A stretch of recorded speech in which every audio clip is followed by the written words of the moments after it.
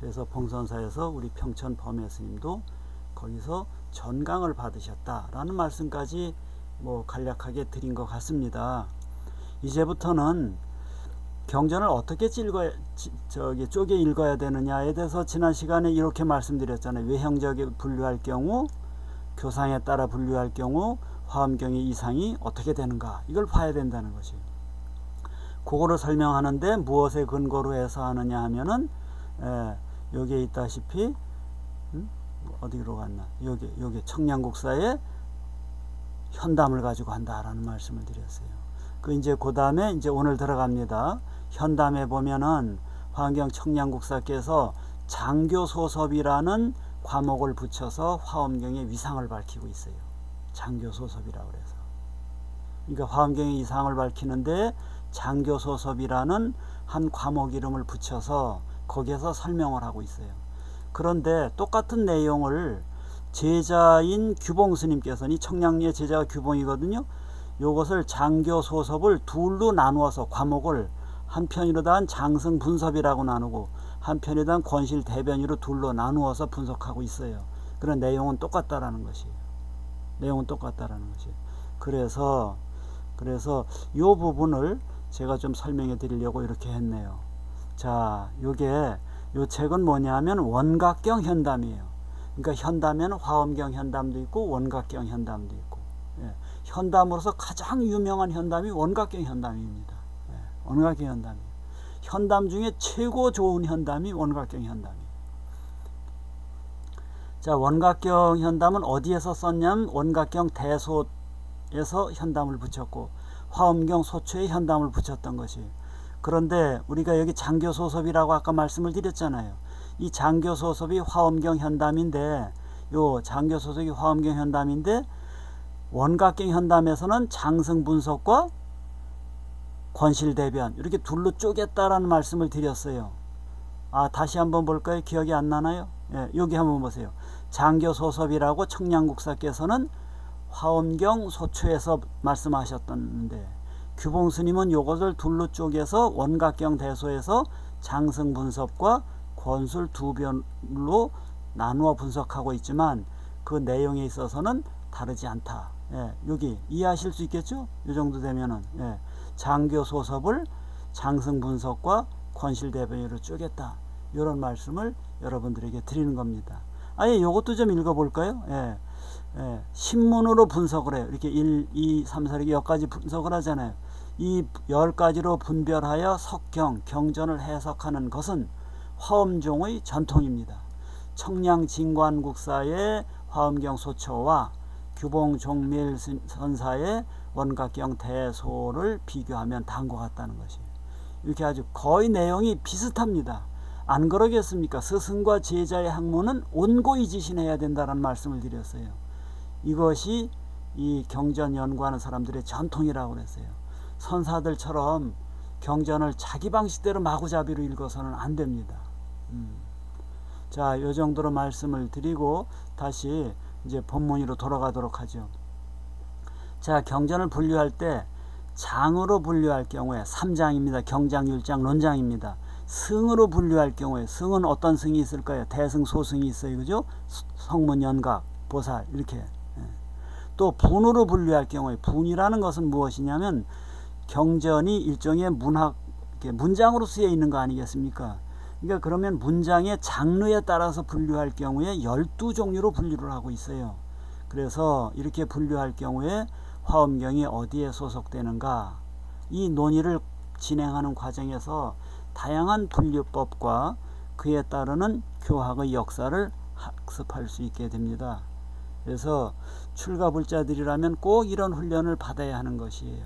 그래서 남 앞에 서서 강의를 할 수도 있고 또 경전을 읽어서 또 수행을 할 수도 있는 것입니다. 그래서 이런 장, 승, 분, 섭, 요게 장승분섭이에요. 그죠? 장으로 나눌 경우에, 승으로 나눌 경우에, 분으로 나눌 경우에 이 경전, 이 화엄경은 어디에 포섭이 되는지에 대해서 우리가 알아야 되는 거예요. 그러다 보니까 장에는 어떤 종류가 있고 승에는 어떤 종류가 있고 분에는 어떤 종류가 있는지를 알아야 되는 것이에요. 그래야지만이 경전을 제대로 이해할 수 있다는 것입니다. 그래서 그것이 요 내용이에요. 그 외형적인 분류 아니겠어요? 경전의 내용 갖고 이야기하는 것이 아니라 경전이 하나의 문장으로 쓰여 있으니 문장의 형식이 이것이 뭐 요즘식으로 하자면 소설이냐 시냐 희곡이냐 산문이냐 아니면 운문이냐, 이거 외형적인 거잖아요. 그래서 부처님의 말씀, 남겨주신 말씀 경전이라고 하는데 이 경전을 분류할 경우에 외형적으로 문장적으로 문학적으로 볼 때 형태적으로 볼 때 어디에 속하느냐는 것이 그것을 외형적으로. 자, 이렇게 이제 그 범위를 외형적인 범위를 늘어놔 놓고 보면은 경장에 속하는가 율장에 속하는가 논장에 속하는가, 또 성문교단이 소장하고 있는 경전인가 보살교단이 소장하고 있는 경전인가, 또 장르로 나누어 볼 때 12분교라고 그랬단 말이에요. 계경이냐 응송이냐 숙이냐, 이게 12분교예요. 이걸 전부 다 12분교라고 그럽니다. 이게 12분교라고 제가 쓰진 않았어도 12분교를 염두에 두면서 제가 이렇게 나열해 놓는 것이에요. 12분교가 모두 어떻게 나눠지느냐고요? 첫 번째 계경, 두 번째 응송, 세 번째 숙이, 네 번째 풍송, 다섯 번째 인연, 여섯 번째 자설, 일곱 번째 본사, 여덟 번째 본생, 여덟 번째 방광, 그 다음에 아홉 번째 미중유. 이거 어떻게 열 번째 어디로 갔나? 이 중에서 방광은 빛을 놓는 것이네, 그죠? 화엄경에 보면 많은 빛이 나와요. 부처님께서 빛을 발하셔. 때로는 이마에서 빛을 발하시기도 하고, 때로는 이빨 사이로 빛을 방광을 하십니다. 방광은 아시겠죠? 한자로 쓰면 이렇게 쓰지 않겠습니까? 빛을 방출하는 것이에요. 이 빛을 방출을 통해서 설법을 하시기도 해요. 이게 설법의 외형적인 형태인 것이에요. 그런가 하면 많은 비유도 나옵니다. 화엄경에 보면은 그 대표적인 비유 뭐 하염없이 많지만은 여러분들 저 비유 알까요? 해인산매, 해인사라는 절 알잖아요. 해인 바다 해자다가 도장인자 아니에요. 바닷물이 맑게 있으면은 그 옆에 있는 산들이 바닷물에 비춰지잖아요. 그래서 산 모양이 바다에 도장 찍히듯이 이렇게 그림자 지워진다라고 해서 해인이라고 그랬던 것이에요. 이 산매긴 산매인데 왜 해인산매냐? 우리의 마음이 바다처럼 호수처럼 고요해지면은 거기에 주변에 있는 경관이 그림자 지워서 모습이 그대로 드러나듯이 우리의 마음이 출렁거리지 않고 더러운 것이 가라앉으면, 번뇌가 가라앉으면은 그 속에 지혜가 떠오른다라는 것을 비유하느라고 해인산매, 그 해인산매를 본따서 해인사 이런 것이에요. 그러면 해인사라는 절 지었던 사람이 화엄경을 염두에 두고 절을 지은 것이에요. 해인사는 화엄종의 본찰이었던 것입니다. 신라시대 때. 자, 그런 소위 말해서 화엄경에는 응송이라든가 숙이라든가 이런 다양한 그 외적 설법의 형태가 12종류가 다 등장을 합니다. 자, 그러면은 이제부터 이제 질문을 하면서 그 화엄경이 외형적으로 어디에 속하는지에 대해서 간략하게 좀 설명을 해보도록 하겠습니다. 화엄경의 내용은, 화엄경에 담긴 내용은 부분적으로 경장에 속해요. 그리고 부차적으로 율장과 논장을 겸하고 있어요. 보통은 경은 경장에만 속하는 줄 아는데 화엄경이 율장, 계율도 담고 있고, 화엄경이 대승기실론이라든가 또는 뭐 유가사지론이라든가 그런 논의 성격도 담고 있다라는 말은 처음 들어보셨을 거예요. 그런데 전통적으로 이렇게 이해하고 있습니다. 율장도 담고 있고 논장도 겸하고 있어요. 화엄경이 중심은 경장이지만은 어느 부분이 그냐면 신무진장품에 보면 거기에서 계율에 대한 말씀을 하고 있어요. 그러니까 화엄경은 경장이지만은 율에 대한 말씀도 하고 있으니까 율장에 대한 내용도 겸해서 포함하고 있습니다. 또 보살 문명품에 보면은 거기에서 여러 가지 논의를 하고 계세요. 논의를 하고 계십니다. 그러니까 결국은 화엄경이 경장이지만 논장도 포함하고 있다라는 것이에요. 이 얘기는 무슨 얘기를 하려는 것일까요? 화엄경이야말로 경율론 3장을 다 포함하고 있다는 것입니다. 그렇습니다. 여러분들이 화엄경을 읽으실 때도 이게 경에 관한 부분인지 논에 관한 부분인지 율에 관한 부분인지를 갈라서 쪼개서 읽어야지만이 화엄경의 내용을 온전하게 풍부하게 읽을 수가 있습니다. 자, 그 다음에 우리가 성문, 연각, 보살 이렇게 삼승이라고 그러지 않습니까? 성문승, 연각승, 보살승. 우리가 부처님께 불공 드릴 때, 마지불공 드릴 때 보면은 어떻게 하나요? 마지불공 드릴 때에, 마지불공 드릴 때 보면은 여러분들 어떻게 하시나요? 한번 해볼까요? 정법계 진언 옴남 옴남 옴남 옴남 옴남 옴남 옴남 이렇게 7번 해도 되고, 옴남을 7번씩 3번 하기도 할 겁니다. 그래서 옴남이 끝나면 옴남, 그럼 그 다음에 삼승 성문연각 보살승께 공양을 올린다 라는 내용이 나옵니다. 그래서 이제 화엄경 이제 공부하신 분들은 이제 사시불공 맞이 올릴 때 이 연불 소리를 생각을 하시면, 아, 이게 다 화엄경이 이런 것과 인연이 있는 거구나. 우리나라의 의례 연불도 화엄경에 입각해서 그 구조가 짜여지는 거구나라고 알 수 있습니다. 그 옴남 끝나고 나서 공양 시방조사, 그러니까 시방에 계시는 부처님께 공양을 올립니다. 그 다음에 또 공양이라는 동사를 계속 쓸 필요가 없으니까 공양이라는 동사는 한 번만 쓰고 목적어를 계속 늘어놓게 되죠. 공양이 동사이고 목적어가 시방조사, 시방조사께 공양을 올립니다.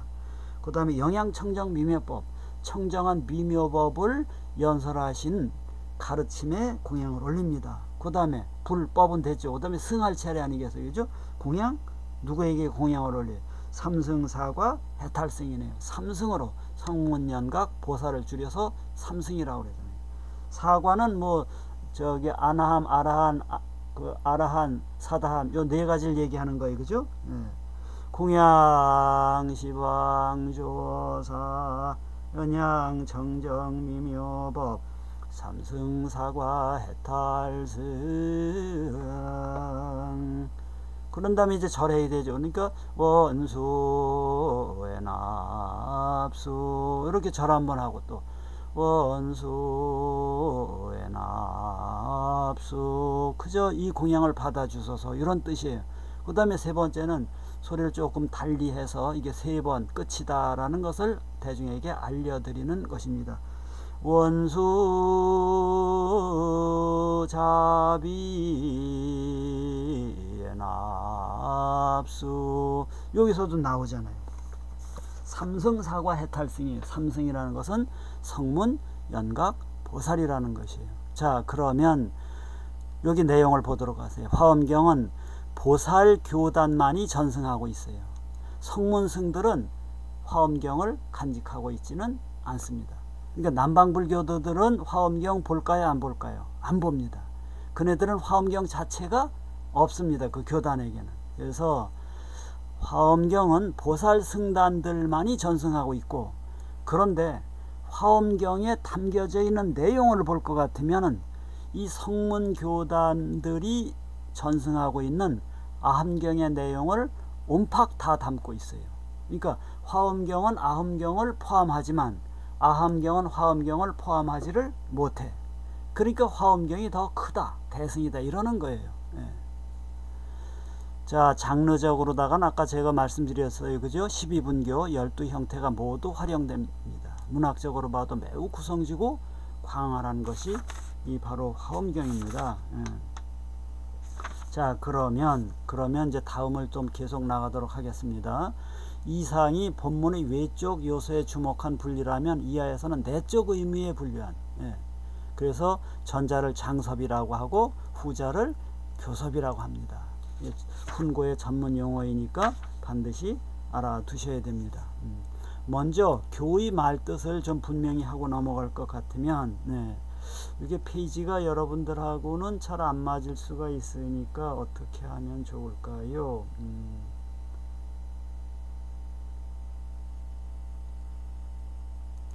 자, 이렇게 하면 페이지가 많네요. 272쪽입니다. 271쪽의 밑에 세 번째 줄. 먼저 교의 말뜻을 분명히 알고 있어야 합니다. 이때의 교는 법과 의의 짝이 되어 사용되는 용어입니다. 예. 자, 그래서 법과 의는 반드시 교의 형태를 띄어야지만이 사람들이 알 수 있어요. 교의 형태는 외형적으로 드러나는 것이에요. 몸짓으로 드러나기도 하고, 문자로 드러나기도 하고, 음성으로 드러나기도 하고, 우리들의 사유로 드러나기도 하는 것이에요. 교의 형태라는 것은, 예. 그래서 형태로 드러난 것이 교회예요. 그런데 몸짓을 가지고 속에 있는 내용을 전달하는 것은 한계가 있지 않겠습니까? 몸짓으로 요래요래해서 이렇게 이게 잘 안 되죠. 문자로는 좀 됩니다. 말로도 돼. 그런데 사유로는 잘 될까요? 안 될까요? 내가 어떤 생각을 하고 있는지 말이 이심전심이지 그 이심전심이 쉽지 않습니다. 예. 그러니까 선종해서 이심전심을 이야기하고 있지만 그게 쉽지 않습니다. 그러니까 결국은 우리가 어떤 가르침을 전하기 위해서는 문자로 하든가 소리로 하게 돼요. 음성으로. 근데 부처님의 음성은 그 당시에 녹음을 해놨더라면 딱 좋았지만 그 당시에 녹음을 할 수가 없었잖아요. 그러니까 그 음성을 들었던 이들이 부득이하게 문자로 기록을 했던 것이에요. 때문에 지금 우리는 부처님의 가르침의 내용을 보려면은 문자를 읽을 수밖에 없는 것이에요. 그 문자가 어느 문자든 상관이 없어요. 가장 중요한 것은 인도 나라에서 생성된 문자가 제일 중요하겠죠. 그래서 초기 불교인 니까야가 그래서 중요한 것입니다. 그런가 하면 산스크리트가 그래서 중요한 것이고. 그런데 어쨌든 니까야로 쓰여있던 산스크리트로 쓰여있던 것이 인도에서는 그대로 유지가 되었고 그것이 히말라야산을 넘어서서 중국어로 번역이 되었던 것이에요. 그런데 중국어로 번역되었을 당시는 그것이 기원 후 1세기, 기원 후 3세기 이 지점에 번역이 되거든요. 그러니까 기원 후 1세기, 3세기 시절에 인도에서 유행되어지던 산스크리트어 빨리어 경전을 보고 번역을 한 것이에요. 그런데 정작 인도에서 당시 유행되던 1세기, 3세기의 빨리어라든가 산스크리트어는 책 자체가 없어져 버렸어. 오히려 번역되어진 중국어 책만 남았어. 지금 전달되고 있는 산스크리트어라든가 또는 빨리어로 되어 있는 그 남방불교 또는 대승불교의 경전은 거의가 7세기, 8세기, 심지어는 14세기 그때의 문자로 기록되어진 것들이에요. 때문에 한역경전이 중요한 이유가 바로 여기에 있는 겁니다. 어쨌든 교의 형태는 그 드러나는 것이 몸짓으로 드러나기도 하고 문자로 드러나기도 음성으로 드러난다는 것이에요. 그러니까 결국은 교의 본질이 무엇인가를 따져봐야 된다는 것이에요. 불교 그러면 부처의 교야. 부처의 가르침이야. 깨달은 이의 가르침이에요. 이 깨달은 이의 가르침, 이 교의 본질을 따져봐야 된다는 것이에요. 그래서 그 가르침에는 깊은 것도 있고 좀 옅은 것도 있다는 것이에요. 그래서 교의 본체가 깊은지 옅은지를 따져봐야 된다는 것입니다. 그것을 이름하여서 교체 심천이라고 합니다. 그래서 부처님의 가르침이라고 해서 부처님의 가르침은 지금 문자로만 드러나 있어요. 이 문자가 깊은 얘기를 담고 있는 것인지 얕은 얘기를 담고 있는 것인지 아무리 부처님 얘기라고 하더라도 따져봐야 된다는 것이에요. 제가 수업하면서 그런 얘기 했어요. 잘한다, 잘해 그랬을 경우에 그것을 문자로 써놓으면은 한번 제가 써볼게요. 예, 잘한다, 잘해. 자, 이게 무슨 뜻일까요? 문자로 이렇게 쓸게요. 잘한다, 잘해. 그러면 야, 진짜 잘한다, 잘해 이런 뜻일까요? 아니면 그래 잘한다, 잘해 계속 그렇게 해. 이게 부정적인 뜻으로 하는 잘한다, 잘할까요? 참 잘한다, 잘해 이런 긍정적인 뜻으로의 잘할까요? 자, 요렇게 문장으로 쓰여 있어요. 문자로 쓰여 있단 말이에요. 이럴 경우에 이것의 의미가 깊은 것을 얘기하는 의미인지 옅은 것을 얘기하는 의미인지 따져봐야 되지 않겠느냐는 거예요. 때문에 교를 분석해 봐야 된다는 것이에요. 예. 그것을 교체, 가르침을 설하는 매체들의 본질에 대해서 따져봐야 된다는 것입니다. 예. 요거에 대해서는 이제 제6에 가서 현담 제6에 가서 다시 볼 겁니다. 어쨌든 일반적으로 결집된 하나의 경전 속에는 많은 가르침이 들어있어요. 그래서 오늘날 우리에게 전하는 것은 책이기 때문에 형태적으로 교훈은 문자예요. 때문에 책 봐야 된다는 것이에요. 책 안 보고서는 알 길이 없어요.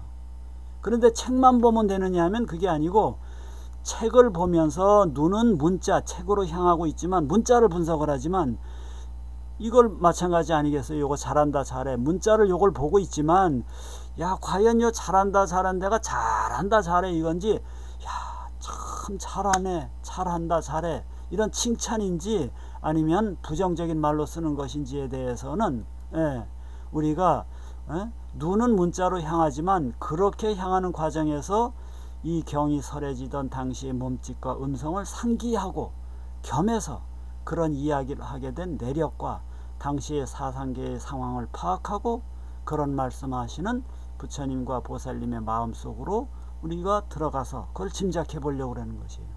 말이라는 것이 맥락이 있는 거 아니겠어요? 어떤 맥락 속에서 말하는 거 아닌가요, 사람들이? 근데 맥락은 뚝 잘라놓고 그 얘기만 딱 끄집어내서 뭐라고 비난을 하든지 비판을 하게 되면 그 말 한 거는 맞지만 맥락 속에서 한 거 아니겠어요, 그죠? 때문에 전체적인 맥락을 보고 해야 되는 것이고, 나아가서는 하필이면 왜 그 시점에 그 말을 하게 되었는가를 이해하기 위해서는 그 시대가 어떤지에 대한 이야기를 해야 될 거 아니겠어요? 그 시대가 이야기하는 것이. 제가 만약에 땅이 그게 네 땅이냐? 네 등기로 됐다고 해서 그게 네 땅이냐? 내가 이렇게 말한다고 칩시다. 그러면 요즘 이 분위기에 있어서 지금 소위 말해서 땅 투기가 이게 뭐 일어나서 이게 이제 안팎으로다 국내 우리나라 곳곳에 이게 지금 큰 사회적인 이슈가 되고 있잖아요. 이런 이슈가 되고 있는 상황에서 제가 네 등기 네 앞으로 됐다 그래서 이게 네 땅이냐 이렇게 얘기를 했을 경우에 그게 네 땅이냐로 해도 그 땅의 의미가 여러분 달리 들리지 않아요? 그렇듯이 사회적인 문맥 속에서 그러한 어떤 사회 속에서 이 이야기를 하고 있는지에 대한 그 문맥을 파악을 해야 된다는 것이에요. 그런가 하면은 같은 말씀 속에서도 앞뒤 전후를 살펴가면서 그 문장을 이해해야지 된다. 제가 이 얘기를 하고 있는 것입니다. 이게 경을 보는 자세라는 것입니다.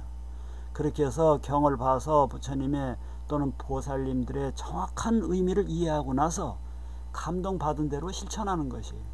이게 제자들의 길 아니냐는 것이에요. 경을 보고 그것을 따르지 않는 것이 문제이지 경 보는 것이 문제가 아닙니다. 경을 무시하는 사람들은 정말 그런 사람들의 말씀은 또 다른 맥락이 있을 것이에요. 경에만 빠지고 실천을 안 하기 때문에 경만 봐서 쓰겄냐 이렇게 이야기할지도 모르겠어요. 그러니까 그런 맥락을 잘 이해하고 들어야지 경전 보지 말라라는 뜻으로 말씀하시는 분들은 없으실 겁니다. 그래서 말법 시대에는 부처님께서 남겨주신 말씀이에요. 유언할 때 유교입니다. 유언장 할 때 남길. 부처님께서 남겨주신 말씀에 의지를 해야 되는 것입니다. 그래서 운허스님께서 일제 말기에 유교법회를 열은 적이 있어요. 그것도 그런 뜻인 겁니다. 유교법회에 대해서 우리 또 한번 검색해서 보도록 합시다. 자, 이 부분도 법보신문에서 제가 이제 따온 겁니다만은, 여기 보면은, 여기 유교법회, 여기 만공스님과 선학원 유교법회라고 되어 있잖아요. 자, 여기에서, 요분이 운허스님이에요, 요분이 운허스님이에요. 이분이 만공스님, 만공스님. 그리고 요분이 석전스님이에요. 석전스님이에요. 이 석전스님이 제일 어른이기 때문에 이렇게 가운데 앉으신 것이에요. 석전스님이.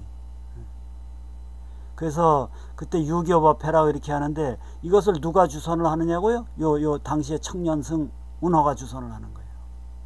그래서 이것을 유교법회라고 그러는 거예요. 여기 보면 유교법회 이렇게 나오잖아요. 유교법회. 당시에 전국의 승려가 6,000명이었는데 비구승은 300명밖에 안 됐다는 것이에요. 이 비구승 300명 중에서 10%에 해당하는 34명이 서울에 있는 선학원에 모여서 언제? 1941년에 일제가 가장 극성을 부리던 일제 그 식민지 말년에 이렇게 300명밖에 안 되는 비구승들이 전국의 승려는 3,000명이 되지만 대부분이 대처이고 그 중에 34명이 모여서 부처님 말씀에 따라서 살아보자라고 이렇게 법회를 했던 것이 유교법회입니다. 자, 요 정도로 말씀해 드리고 유교법회가 그런 뜻입니다.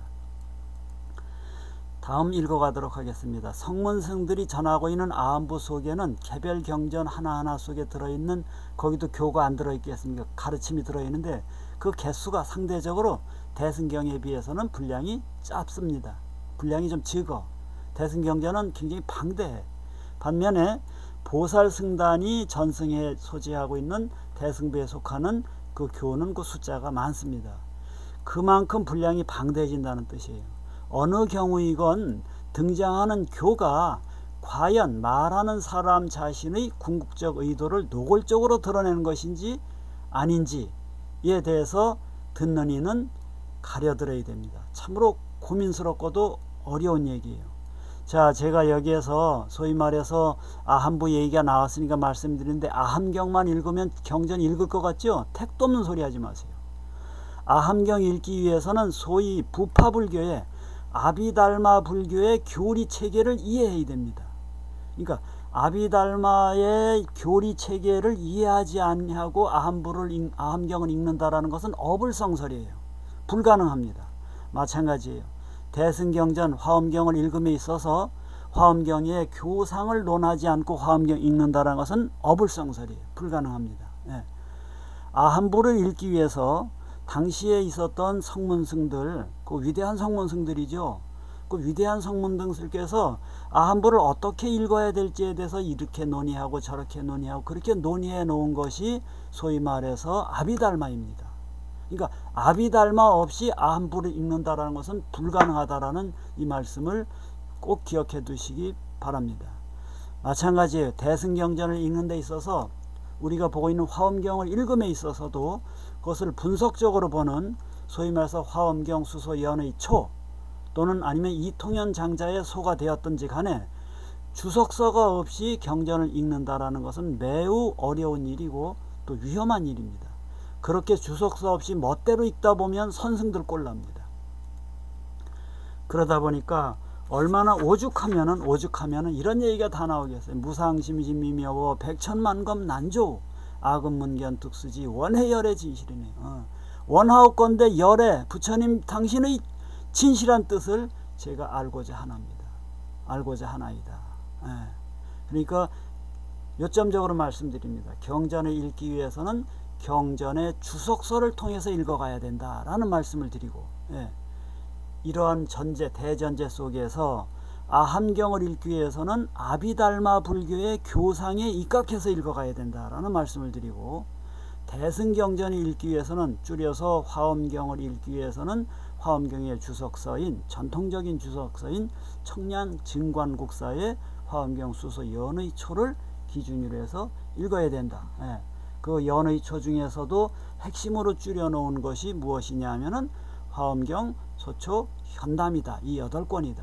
그래서 우리는 지금 여러분들이 엘리트 과정에서 그 화엄경 현담을 요것을 요점적으로 제가 우리말로 추려서 여러분들에게 강의하고 있는 것이다 라는 점을 알아주셨으면 좋겠습니다. 오늘 강의 여기서 마치도록 하겠습니다.